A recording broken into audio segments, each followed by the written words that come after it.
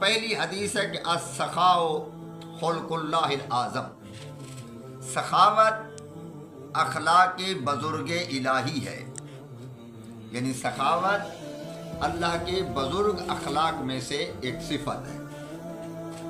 دوسری حدیث چھٹے آقا کی کہ امام فرماتے ہیں السخاء من اخلاق الانبیاء، سخاوت انبیاء کے اخلاق میں سے ہے، یعنی انبیاء کے اخلاق میں سے ایک صفت ہے سخاوت کرنا، خرچ کرنا۔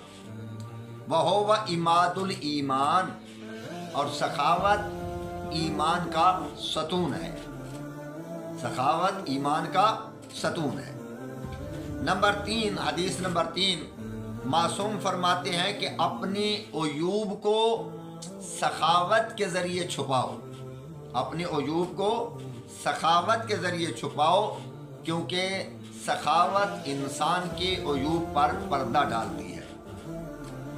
نمبر 4، معصوم فرماتے ہیں سخاوت گناہوں کو پاک کرتی ہے، سخاوت گناہوں کو پاک کرتی ہے اور دلوں میں محبت ڈالتی ہے۔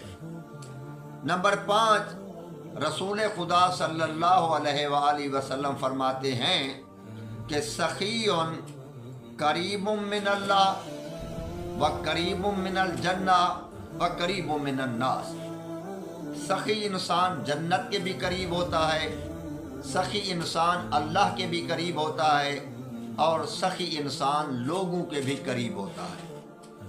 یعنی سخی سے اللہ بھی محبت کرتا ہے، اللہ سخی کے لیے جنت بھی رکھی ہے، اور سخی لوگوں کے قریب بھی سخی کی عزت اور احترام ہوتا ہے، اور لوگ اس کے زیادہ قریب ہوتے ہیں جو انسان دنیا میں سخاوت کرتا ہے۔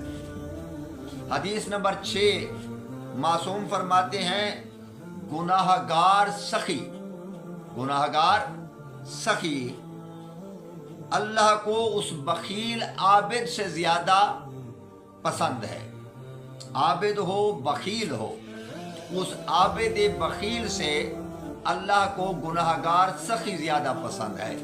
یعنی سخاوت ایسی عظیم صفت ہے کہ خداوند منان کو عابد ہو اور بخیل ہو اس سے وہ شخص زیادہ پسند ہے جو گناہ گار ہو اور سخی۔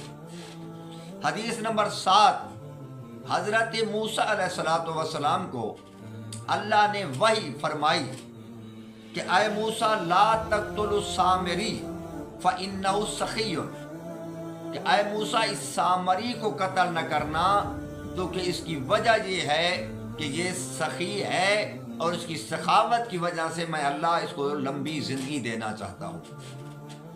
حدیث نمبر 8، رسول خدا صلی اللہ علیہ وآلہ وسلم نے حاتم طائی کے بیٹے کو فرمایا کہ اللہ نے تیرے باپ کی قبر سے عذاب اٹھا لیا ہے اس کی سخاوت کی وجہ سے، اس کی سخاوت کی وجہ سے۔ اللہ اکبر۔ حدیث نمبر 9، الجنت دار الاسخیاء، اللہ نے جنت سخیوں کا گھر بنایا ہے۔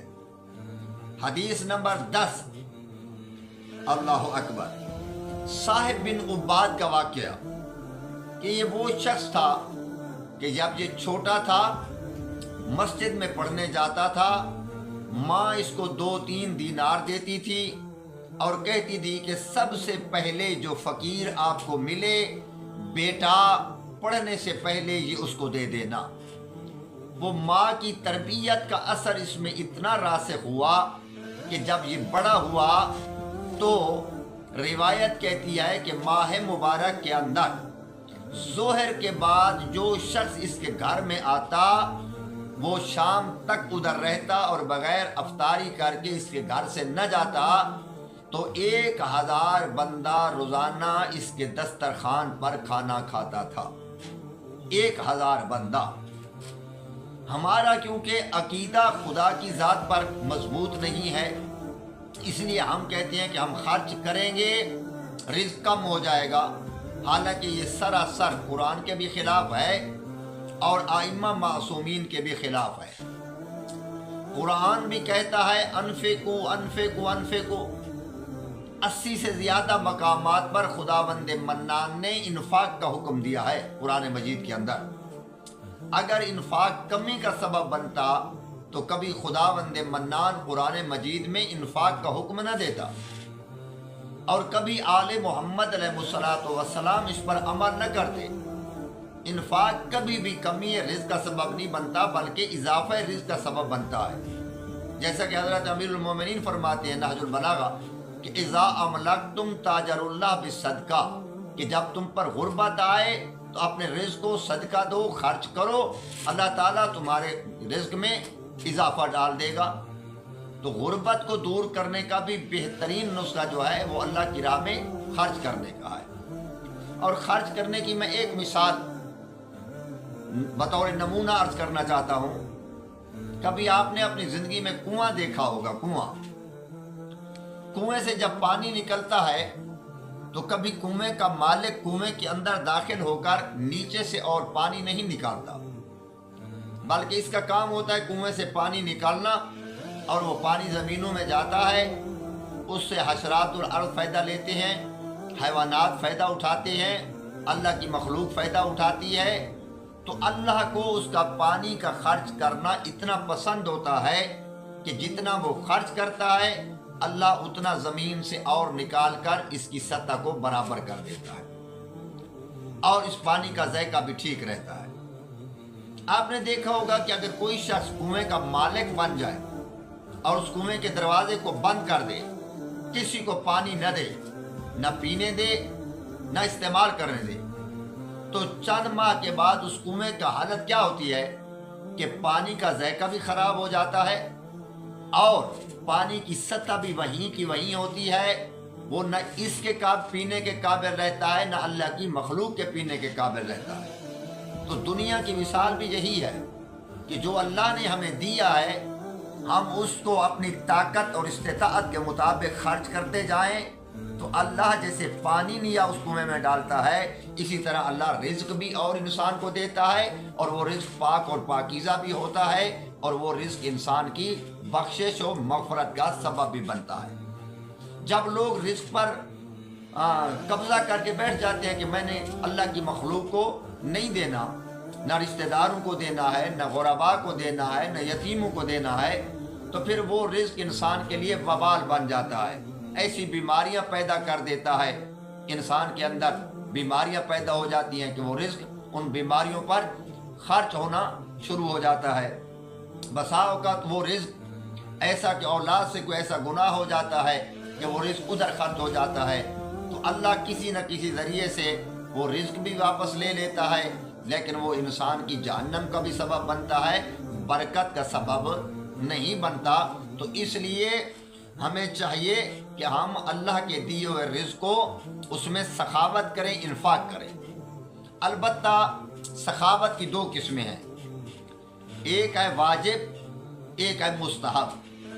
واجب سخاوت یہ ہے کہ جو اللہ نے انسان پر واجبات رکھے ہیں ان کو ادا کریں، مالی واجبات، زکوٰۃ کا دینا، خمس کا دینا، حج کرنا، جو حقوق ہیں ان کو ادا کرنا، یہ واجبات میں سے ہے، یہ ہے واجب سخاوت۔ مستحب سخاوت اپنے واجبات ادا کرنے کے بعد اللہ کی راہ میں کچھ نہ کچھ خرچ کرنا، اس کو کہتے ہیں مستحب سخاوت۔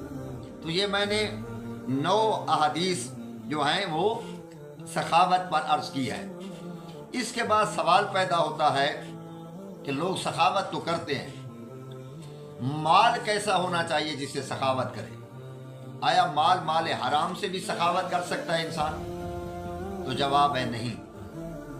سخاوت کے لیے یا اللہ کی راہ میں خرچ کرنے کے لیے ضروری ہے کہ پہلے اس کا مال پاکیزہ ہو، پاک اور حلال مال اللہ کی راہ میں خرچ کرے، کیونکہ مال حرام سے سخاوت کرنے والے کو اللہ کوئی اجر نہیں دیتا، کیونکہ جب بنیاد اور مقدمہ بھی ٹھیک نہیں ہے تو اللہ اجر کس چیز کا دے؟ جب مال بھی مال حرام ہے تو اس کو جتنا بھی خرچ کرو، چاہے اس سے زیارات کرو، زیارات قبول نہیں ہے، حج کرو، حج قبول نہیں ہے، اس سے سخاوت کرو، سخاوت قبول نہیں ہے، اس سے مسجد بناؤ، مسجد قبول نہیں ہے، کیونکہ مال حرام ہے۔